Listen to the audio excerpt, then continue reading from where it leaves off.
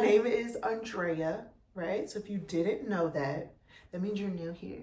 So hi, thank you for being here. Thank you for wanting to learn with me. Thank you for taking the time and the energy to click on this video. I appreciate you. If you already knew my name, then that means that you've been here before. So thank you for coming back. That means that you liked something else that you watched, which means like, you know, you like me. So thank you guys. I love you guys. I appreciate you guys. Don't forget to like this video if you learned something new, right? Or if you just like the video, okay? Thanks, appreciate it. Leave a comment, like let's talk about what we're gonna learn about, right? Okay, all of those things. So, what if I told you that Easter, the most sacred celebration in Christianity, is built on traditions that predate Jesus by centuries, right? Even millennia. Yeah.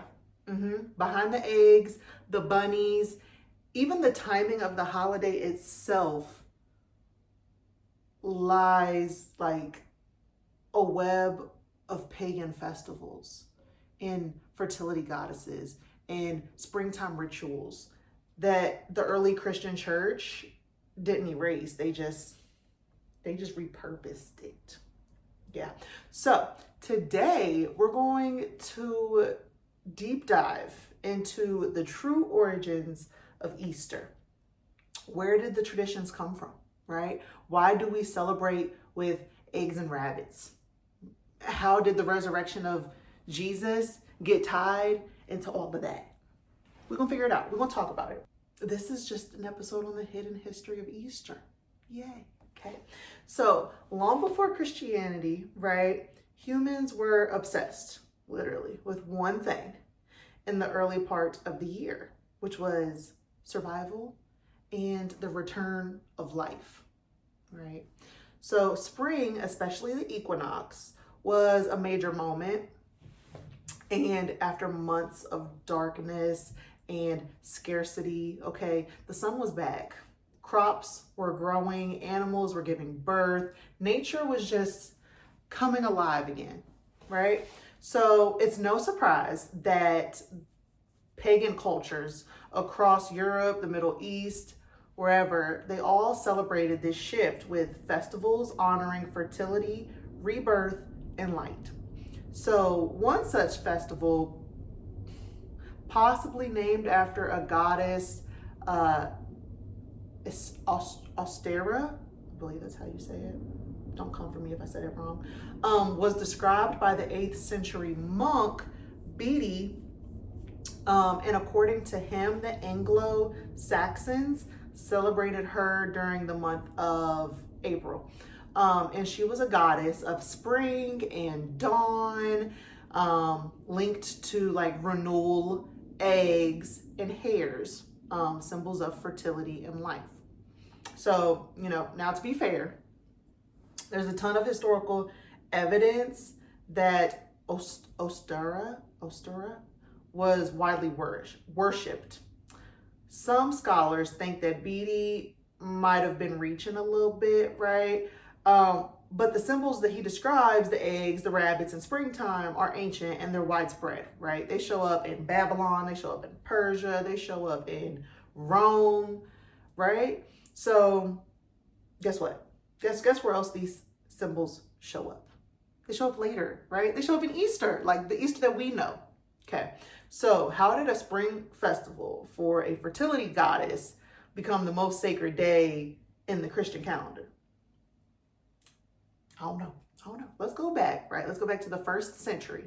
So according to the Gospels, Jesus was crucified and resurrected during the Jewish festival of Passover. So early Christians naturally tied his resurrection to this time of the year.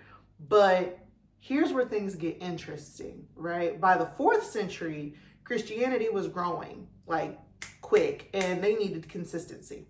So in 325 CE, there was a Council of Nicaea where a bunch of people just met up, right? And they declared that Easter, I'm saying a bunch of people, there were a bunch of Christians. I think they were like popes and stuff, okay? They got together, great. And declared that Easter should be celebrated on the first Sunday after the first full moon following the spring equinox, which, just so you know, like, that's why Easter changes every year. I always wondered, and now we know. Okay, so does that sound familiar to you maybe? Pagans. Yeah, that's pagan timing. Many pre-Christian festivals followed the moon and sun cycles tied to the equinoxes. So the church wasn't just choosing a random date, it was aligning with what people already knew and celebrated. And this wasn't new, right? The church had already overlapped Christmas with Saturnalia, which is another pagan festival that they just slapped there on top of that date. And All Saints Day with Samhain, which is Halloween. So Easter was next. It was next up in line to get slapped on a pagan holiday, right? So instead of replacing pagan spring rites, Christianity absorbed it. Okay, they were like, you belong to us now. So let's talk about the symbols, right, that we still see today.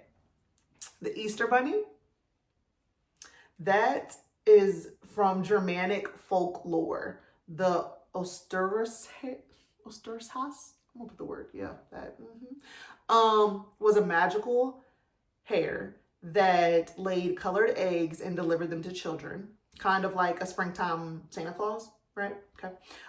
German immigrants brought the story to the Americas in the 1700s. And, you know, the rest is just chocolate covered history. You get it? Because the Easter eggs. Chocolate bunnies? Okay. I thought it was funny. All right, cool. So the eggs, right, from ancient cultures, from Persia to Egypt, all saw the egg as like a cosmic symbol of like life coming from within, right? And in pagan festivals, eggs symbolized fertility and rebirth. And then later, Christians adopted them too, turning them into a symbol of the empty tomb of Christ. So even the sunrise services on Easter morning, yeah, those come from pagan religions as well. The rising sun was worshipped as a sign of new life and power, and Christianity reframed that light as the light of Christ, returning from the dead. So even if you're sitting in a pew at church or biting the ears off a chocolate rabbit, right, you're participating in literally a mix of pagan symbols and Christian theology, like all fused together over centuries, right? So by the Middle Ages, Easter had become a fully Christian holiday, right, in name.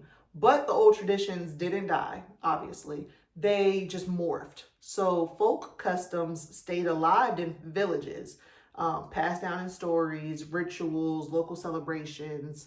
The 19th and 20th centuries added the final layer, right? Which is like literally as we know it. And you see plenty of commercials on it today. Commercialization. Yeah. So egg hunts, candy, pastel colors, all the things, right? But underneath it all, the symbols never changed. They still whisper, you know, fertility. They still whisper rebirth and light returning to the world, right? So what is Easter? What is it? What is it to you, right? Most people, it's the resurrection of Jesus. It's a spring fertility festival. It's a celebration of life, light, and hope, right? It's not one story. It's literally just a fusion of many cultures and myths and moments just layered over time. So next time that, you know, you're decorating an egg or see a bunny hop across a TV screen, you know, just remember that you're just not celebrating Easter. You're echoing literally ancient rituals that long predate the Easter that I'm sure you've come to know, right? And that is it for today's mystery Okay, so if you enjoyed this episode, be sure to subscribe, leave a review, share it with someone who, you know, might still think that Easter is just all about chocolate. I don't know. Yeah, so leave a comment what you thought about this episode. Give me all of the feedback, guys. And if you have any like strange historical things that you want to know about, let me know so we can talk about it later. All right. I'm always listening. Okay. So until next week, stay curious, right? And let me know whatever you're curious about so we can talk about it and we can get into it. Okay. Okay. All right, guys. So I love you. I don't remember what we're talking about next week, but that's fine. I'll drop a short so you'll see and you can decide if you want to tap in or not. Great, great. Okay. All right, guys. I love you. I will talk to y'all later. I hope you have a lovely Easter if you celebrate it. And even if you don't celebrate, you know, the Christian version of it, you probably still celebrate the pagan version of it. Okay? Okay. All right, guys. I love you. I will see you next week. Bye.